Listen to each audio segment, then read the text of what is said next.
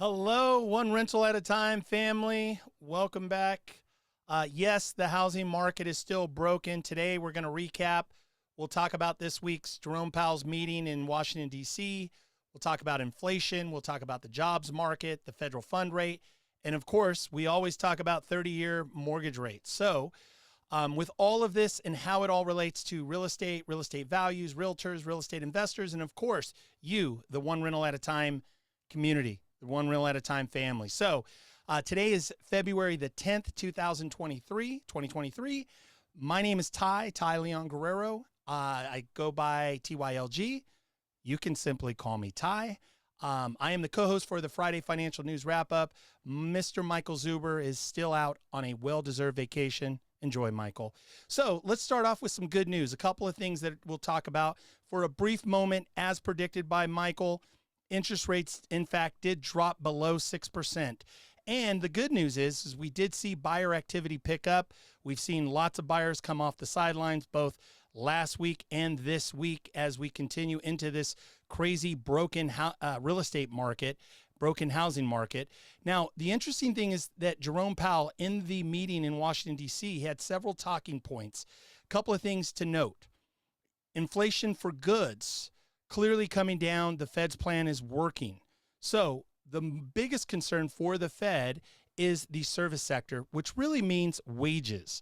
So if you remember from last week on Friday on the Daily News, Michael talked about this. The jobs market report came in red hot. In fact, it was a 53-year low, the lowest unemployment we've seen since 1969. So that was a big headline from last week. The big news for next week looking forward is CPI. What is CPI? Consumer Price Index. And next week on Tuesday, February the 14th, Tuesday morning, the reports will come out for CPI.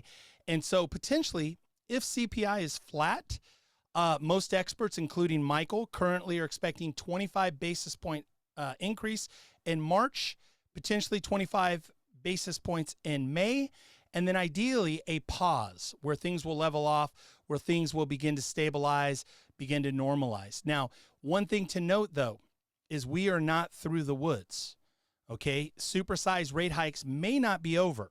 Now, consider that if CPI next week on Tuesday comes in hot, meaning higher than expected, everything could change quickly. We could see continued Fed rate increases, maybe 50 basis points, maybe 50 basis points in March, maybe 50 basis points in May. It's really hard to say, but right now we're anticipating 25 basis points in March, 25 basis points in May, and that CPI number on Tuesday, the 14th, is a big number. Ideally, now we want to just look forward. Now, I've talked about, Michael said it time and time again, the housing market is broken. We keep hoping that we're in a position where things begin to normalize, stabilize. But what does that really mean, the housing market being broken? So a couple of things. Yes, last week we did see rates drop down to 5.99, below 6%. But let me put this into perspective for you. Now, we have not seen rates below 6% since early mid-September 2022. And to give you a better idea in terms of perspective and comparison, last year at this very same time, the first quarter of 2022, January, February, March, the same time last year, interest rates for 30-year mortgages were averaging below 4%. Now, today, right now, here we are in the second week of February, we're seeing interest rates roll this week from 5.99 to 6.4, basically 40 to 50 basis points. So for more information on mortgage rates, you can also refer back to another playlist here at One Rental at a Time on YouTube. Matt, the mortgage guy, goes in depth, talks about mortgage rates. I want to continue and talk about the January job markets report that came in hot last Friday. Now, again, 53-year low, lowest unemployment since 1969. But this is the odd thing.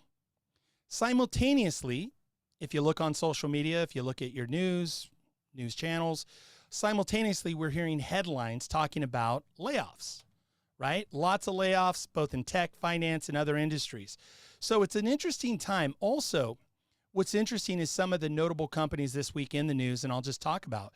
Zoom, as an example, I'm recording this on Zoom right now. Zoom will be laying off 15% of their workforce. That was announced this week. Dell Computers cutting 6,600 jobs, approximately 5% of their workforce. HubSpot this month, in the month of February, laid off 7% of their workforce. PayPal also in the month of February laid off 7% of their workforce. This week, Boeing laying off 2,000 white-collar jobs, predominantly human resources and finance department jobs, white-collar jobs. And then interesting, also notable, Chipotle. We all know Chipotle. You probably have eaten at a Chipotle restaurant. Missed both top-line revenue as well as bottom-line profits, but at the same time announced that they're going to be hiring 15,000 people, new employees, and opening 285 stores. What does it all mean? So an interesting word, bifurcation, bifurcated market. In this case, we are seeing a bifurcated job market.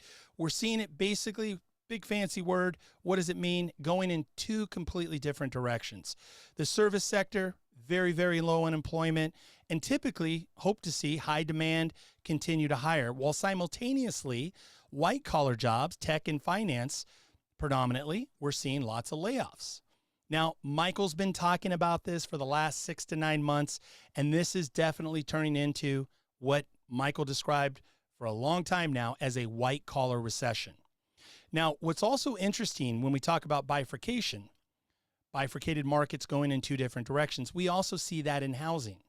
So as an example, I'll talk about the Las Vegas market, something that was talked about this week on the One Rental at a Time channel. Las Vegas transactional volume, January sales from 2022 compared to January this year, 2023, down 53%. 53% comparing January 23 to 2022, down 53%. Also, another interesting number, 14 weeks in a row in Las Vegas, 14 weeks in a row, inventory decline. This, again, gives us a clear sign that the housing market is still broken. Now, why do we reference Las Vegas? Michael refers to Las Vegas as a canary in the coal mine. What does that really mean?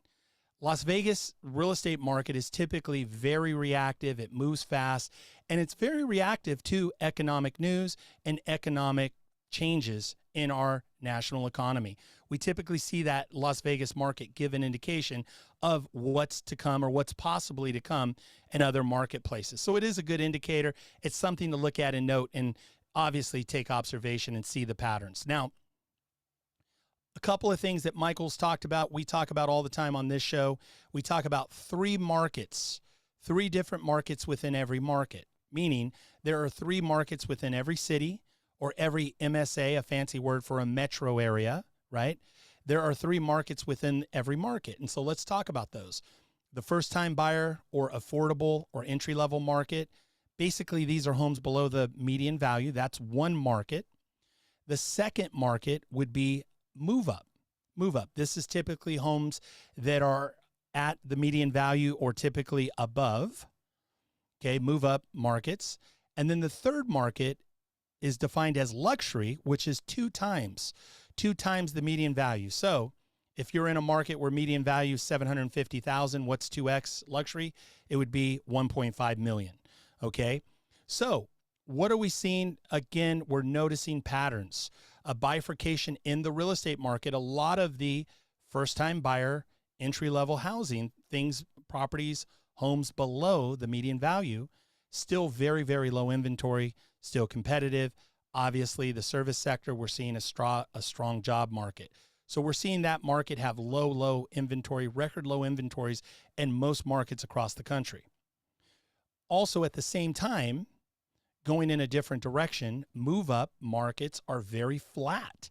We're seeing lots of price reductions.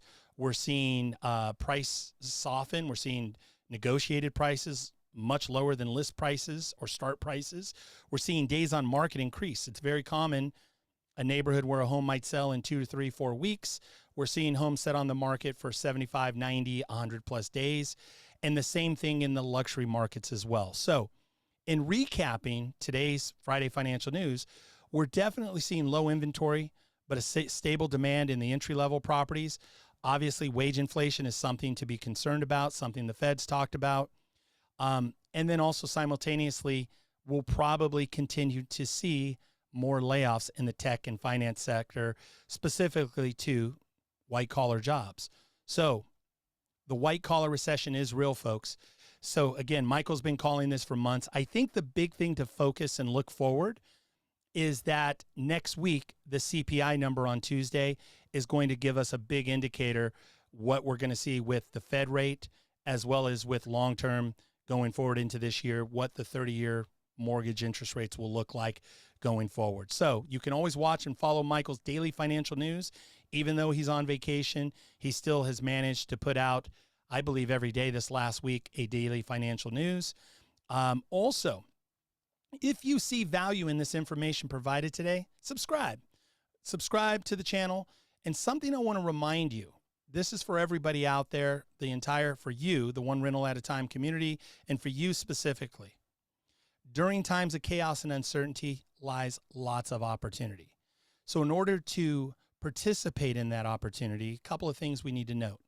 New voices, new conversations, surrounding ourselves with the right people and the right information, and of course, getting really clear and adding new skills and strategies and tactics to your investment house buying process. So again, if you see value, please subscribe.